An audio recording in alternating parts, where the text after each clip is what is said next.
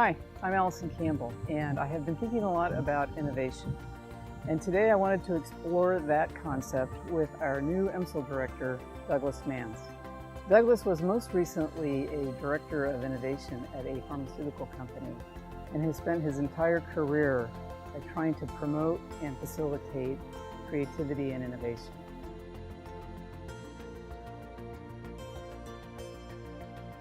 So Douglas, you come from industry. Can you tell us a little bit about your background? Sure. So I'm a trained synthetic chemist, and I worked in the development side of R&D pharma for roughly 5 years, and then moved into more of an innovation technology role for the past almost 7 years or so of my life.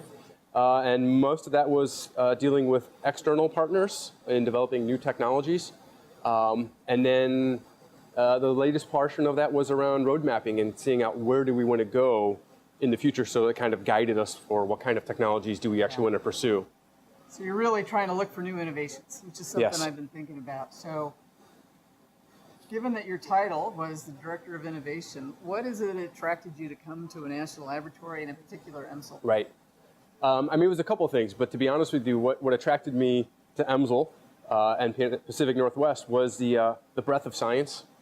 And the curiosity. I've been here numerous times before, and every time I talk with the staff, talk with the scientists, I come away with new ideas. And so I was really intrigued and excited about the opportunities of taking that curiosity and then the breadth of science that's all housed in one area and kind of bringing it to bear on a problem. So we're sitting in the lab where it actually all started for you in terms of your P&L interactions. And so as I understand the story, as in your role of looking for new technologies and way to innovate drug discovery, you came across a technology here. I did. And you took basically something that had application in batteries and took it to pharma. That's correct. So how do you see those types of innovations? Is there a secret sauce? If I were to kind of boil it down to a one-sentence answer, the secret sauce is just talking, communication. It was about being able to openly just think of ideas and not kind of feel like someone's going to pass by it or dismiss it. It's much more about being open and just being curious and saying, oh, interesting, what does that do? And that's how that started. I was on a tour. It was actually interested in something completely different. And I was on a tour and I saw the flow battery stuff and just started asking questions. And that one led to one thing and then another thing. And we ended up, by the end of the day, essentially the straw man of a proposal for how we would take the flow battery and redeploy it in pharma. Wow. How do we really try to free our staff to think about those outside of the box approaches? Right. I mean, I think some of it is taking an interest in the science that they do, wanting to understand what it is that they're working on and what they're passionate about, but also then making connections for them. Because I think one of the things that I learned as an innovation director is I see a lot of things. And I see a lot of things that not everyone else sees. And so making the connections to say, hey, what you're doing is very interesting and it might be applicable over here. Have you guys talked?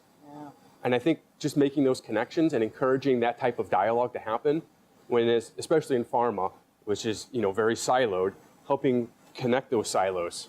I think scientists are naturally curious. Yes. But it's easy to get your head down into your own area. And I think what you're talking about is we as managers got to help everybody get the heads up. Correct. And see all of those connections and sort of build on our own natural curiosity for how things work.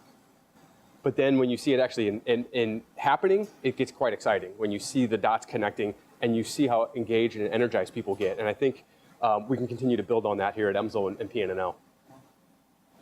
Well, that was really exciting talking to Douglas. And I learned a couple of things. First, I learned that you can really foster innovation and curiosity by encouraging people to communicate with each other, share ideas, to be open to new approaches, and then making connections between those disparate ideas. And that really helps drive and bring out innovation.